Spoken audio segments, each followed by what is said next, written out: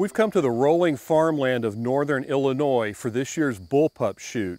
This is a Tavor X95 I have in my hand, and what makes this a Bullpup is that the operating mechanism lies behind the pistol grip. It's a way to take a normal rifle and get rid of all the unused space that's in the buttstock area and kind of fold the gun so that the longer barrel and the shorter overall length work together to give you a more compact platform.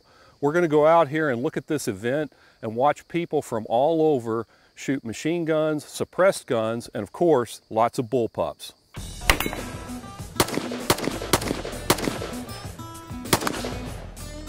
Back in 2010 is when I started Manticore Arms. And what I found is when you're a tiny little company starting in the industry, it's really hard to get invited to media events or to afford to do any kind of media.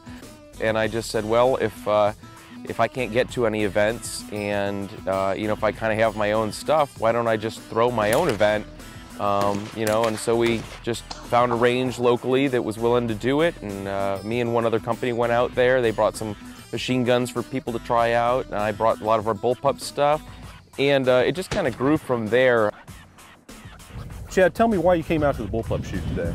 Me and my buddies came out here to check out guns we wouldn't typically see in everyday life, and I look forward to shooting some of them. It was a real opportunity to see stuff that... Absolutely. Guns that you... Same place. Yeah, guns, you go to Gander Mountain or one of those shops, you're not going to typically see guns like this, and it's kind of neat to actually get hands-on experience. So you're looking forward to the Bullpup aspect of it, but also full auto. I know there's a lot of full autos down there. Absolutely. I'm going to guess you probably got some other guns. What is it about a Bullpup that you feel like offers the advantage over standard firearms?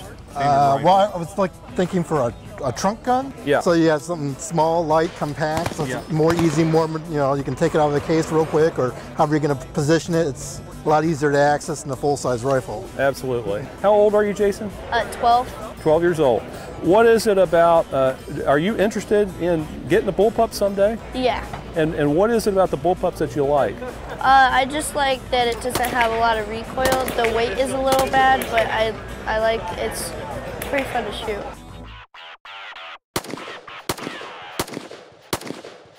You get a lot of blowback from certain areas of people that don't like guns, and you kind of, I don't want to say you feel like a pariah, but you want to exercise your freedom the way it was meant to be exercised. Gun laws are very strict, and I wanted an event where people could try all this stuff out. If you've never shot a gun, you can come to it. I mean, obviously we call it the Bullpup shoot, and it encompasses more than bullpups. We've got our mini little pocket of Second Amendment freedom all in a one-day event, and it doesn't cost you a dime.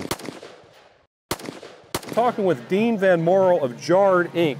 Dean, I know you guys are well known for your triggers, but you're now getting into the production of Bullpup rifles and shotguns. A lot of guys think that Bullpups are just rifles, but you've got a 1022 chassis, you're holding there, a pistol caliber gun, a centerfire rifle, and a shotgun. Tell us about some of your guns, Dean. We'll just go through these two first. This is a 9mm Bullpup. It's got ambidextrous controls for the charging, the ambidextrous safety. It's an M14 style safety. The magazine releases in the front where it's ambidextrous. It is a bottom eject, so it is suited very well to the ambidextrous controls also. This one is a Ruger 1022 conversion with the 3 bolts that the trigger guard is held in and the bolt stop.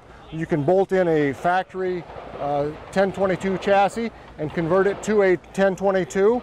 It's got our own match grade trigger built right into the lower component. It breaks open very easily, and it's just a fun gun. Cool. Well, Dean, thanks for showing us your guns, and we'll be looking for these down the road. Thank you. Thanks very much. You bet.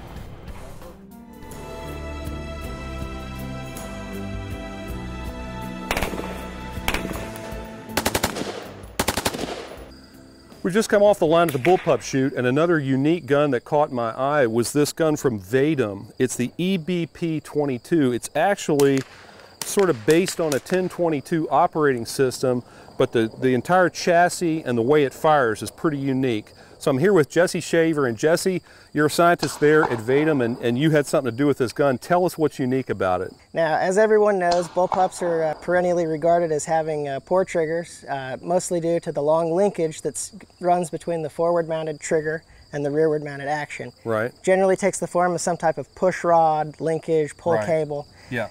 So we thought, oftentimes in a fighter jet or something like that, you have fire-by-wire, where you remove all the mechanical element from traversing a long distance, and you're sending the energy electrically rather than mechanically. And so what we do is we have a forward-mounted electronic trigger, rearward-mounted electromechanism, and so we have a nice semi-auto trigger pull with adjustable travel, adjustable pull weight, and all those things can be adjusted by the gun owner in the field with a simple tool like a small screwdriver. And because you're not affecting the mechanical relationship between the sear and the hammer notch, it's basically reversible gunsmithing as well. Why come to a bullpup shoot? I mean, what was it that intrigued you? I got word about it. I own 2 bullpups. Okay. And I thought it'd be cool to come and see some of this stuff. It's full auto stuff. And sure. It's quite a turnout. I'm enjoying it. Now, which bullpups did you decide to get? I have a Tavor in the 223, and I have a RFB Kel-Tec in 308. Okay. I know you had said you don't own a bullpup yet, but you're looking to maybe get one, and obviously it'd be a semi-auto, but what model are you interested in? I was looking at picking up a Steyr AEG. Yeah. And what do you like about that gun? It's been around for decades, it's been proven, and it has a lot of features that are just starting to become standard on rifles now, like optics as a standard and quick change barrel. Okay. Do you own a bullpup? Yes, sir. Okay. What kind? Tavor. Okay. What do you like about the Tavor versus, say, the other? Well, the Tavor was put in my hands last year, and as soon as I put it up to me, it was married, and I went out that day and got one. Okay. So it felt right, and it was comfortable. So you looking to add to the collection today, maybe after firing some of these? I'm looking. I'm always looking.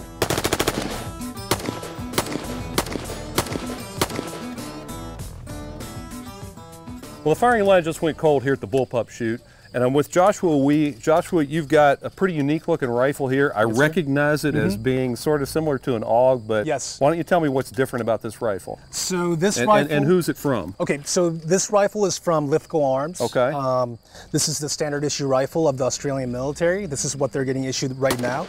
It's a full pound lighter than the Steyr AEG. That's kind of the main, the biggest difference. Okay. Also, the second thing is that it's modular. So by just pushing this one button here, your entire barrel housing group comes out. Okay. So that means that not only can you quick change, barrel lengths, you can actually quick change calibers. Right. So you can go from a, 14.5-inch 300 blackout to a 20-inch 5.56 DMR, just like that, and your optic is zeroed. So you never lose zero because it's fixed to the barrel housing group.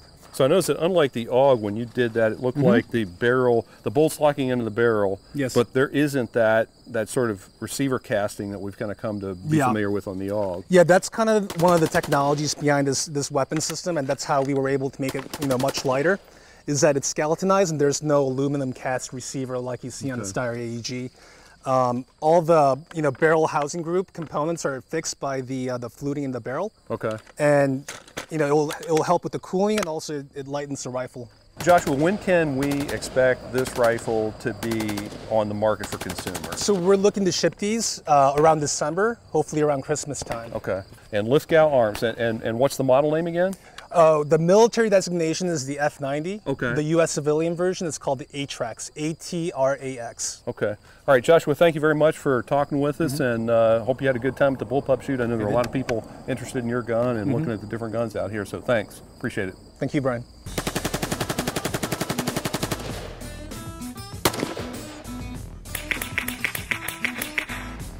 So with the event, you don't have to own a gun. You don't have to ever have fired a gun. You don't have to know anything about it, and that's part of the event. When you show up, it doesn't cost anything to get in.